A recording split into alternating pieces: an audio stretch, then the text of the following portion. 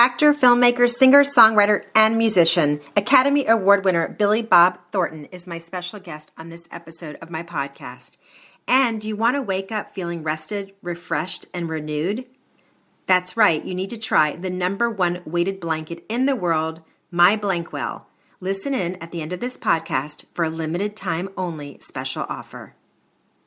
Best known for his roles in such films as Monsters Ball and Sling Blade, Oscar-winning screenwriter, director, musician, singer, songwriter, drummer, Academy Award winner, Billy Bob Thornton is joining me, along with Grammy Award-winning recording engineer and co-founder of the Boxmasters, J.D. Andrew.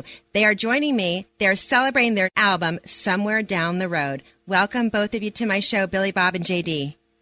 Thank you for having us. Well, thank you. Yes, thanks. Somewhere Down the Road. So the Boxmasters are back on the tour, the biggest road show yet. Tell us about it. Well, we just got off a tour just a few months ago, and we're back out already. This record is something that people have really liked, and it's a 2-record set, which is kind of rare, I guess, these days. We had the time and the desire, and we wanted to go back out right away. And, we like to hit different parts of the country each time. So we're coming up east there this time along the coast. And so we're really looking forward to it. The last tour was mainly more like the Midwest and the South, Illinois and Missouri and Alabama and Tennessee, places like that. And now we're going to hit a lot of spots up there on the East Coast, so we're really looking forward to it because we haven't been there in a few years. Tell us about the show. I love the title of the album, by the way. Oh, thank you. Oh, thank you.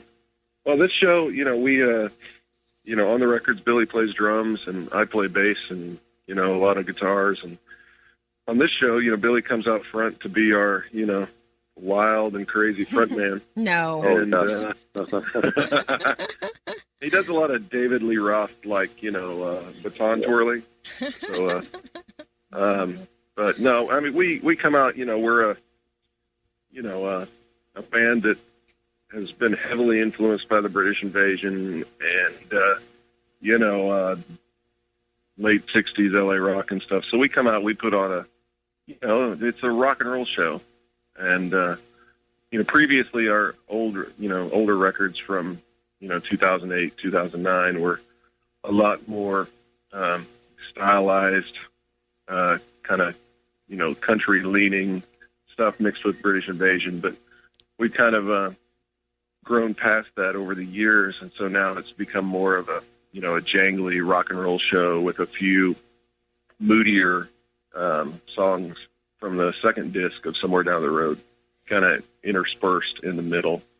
So, it's a rock and roll show. And I love we it. played a place in Texas where they didn't quite understand that, we weren't really a country band. And so, it was kind of like the Blues Brothers playing behind the chicken wire. So your band was formed in 2007. Billy Bob, J.D., along with Teddy and Brad. Tell us about how you guys all came together. Well, it was J.D. was working on one of my solo records because I did 4 solo records before this. And J.D. was working as an engineer, and I was asked to do a song for a television show. And the band wasn't together at the time. We were all doing different things. And I asked J.D. if he wouldn't mind playing guitar and doing this song with me. We did it, and we liked the sound of it, and we decided to take some British invasion songs and kind of put some hillbilly music into them and see what would happen.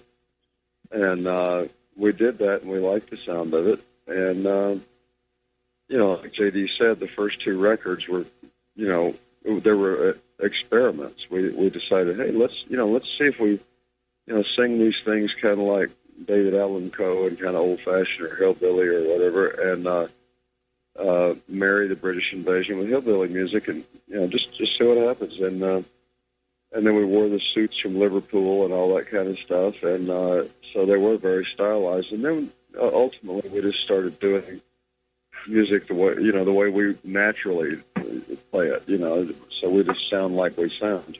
And over the years, JD and I have been the constants in the band. We founded the band together, and then we've had members kind of come and go in our touring band. Because as JD said, we make the records by ourselves, essentially. Me, him, and Ted, and sometimes Brad.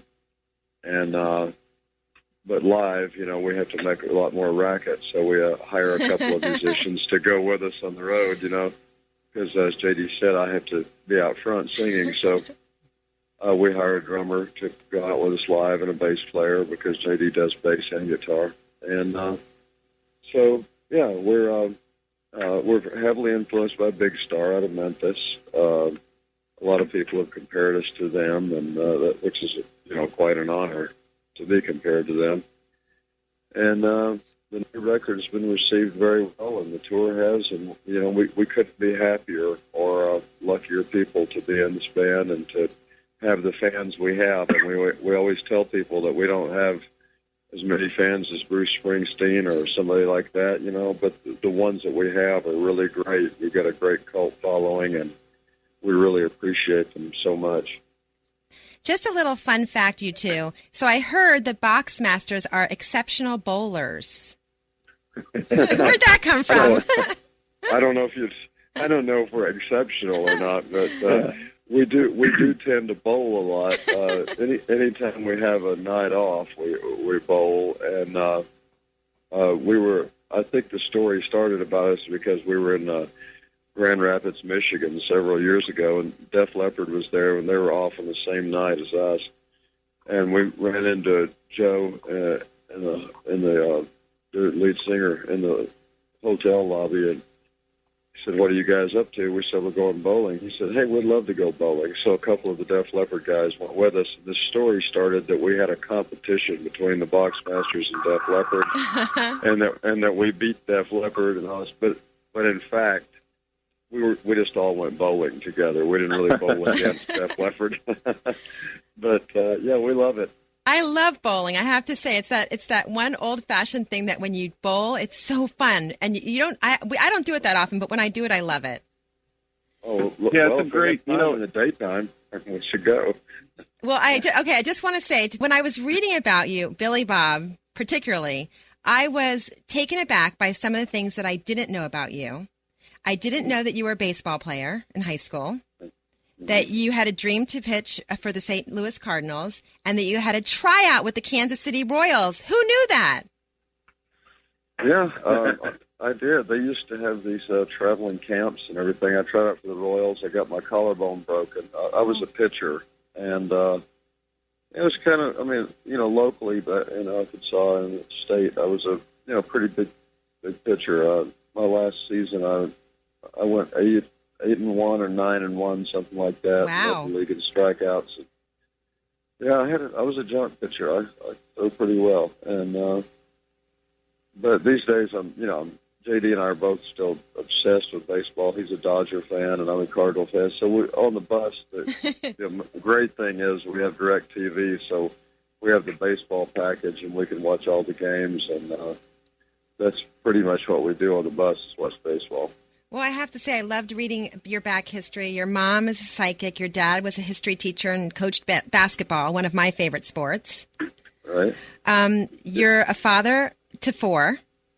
Mm-hmm. People always talk about the rock and roll road and how crazy it is and everything. It's like, we're all married with kids, so we have a pretty tame bus. It's like a peanut butter sandwich is a wild day. Peanut butter. I like that. Well, my kids, it's goes by in a minute, right?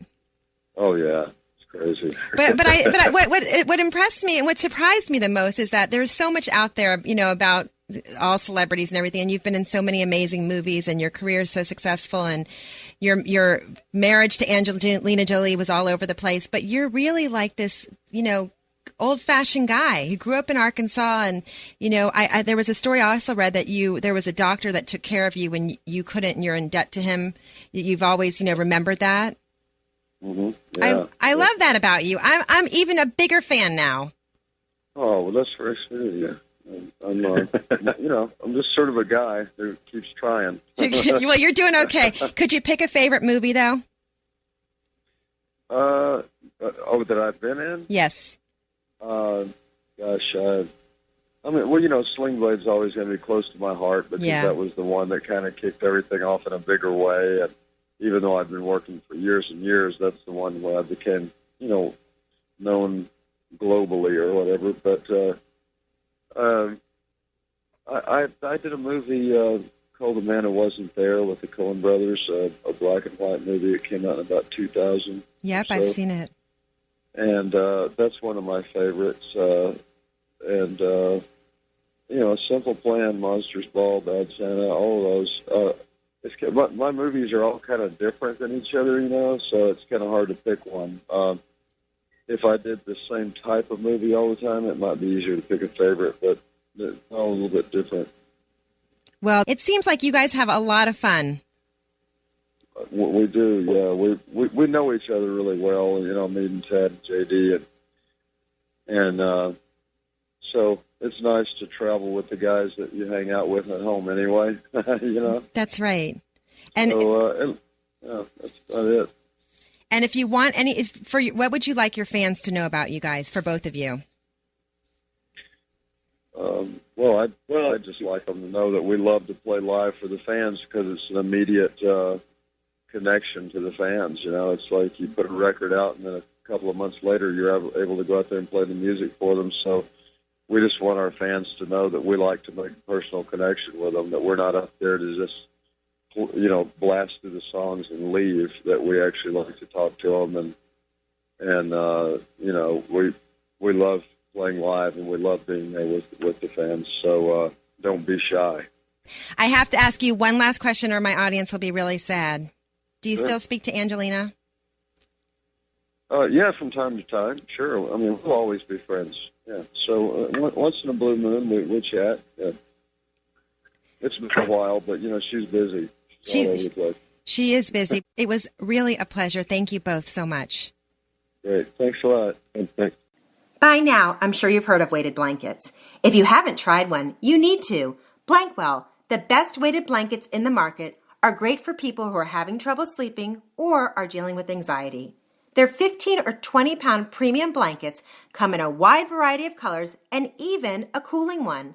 Blankwell makes you feel like you're getting a hug or even being cuddled all night long. Find out for yourself why all the celebs are buzzing over Blankwell. Go to Blankwell.com, use my code Wendy30 for 30% off.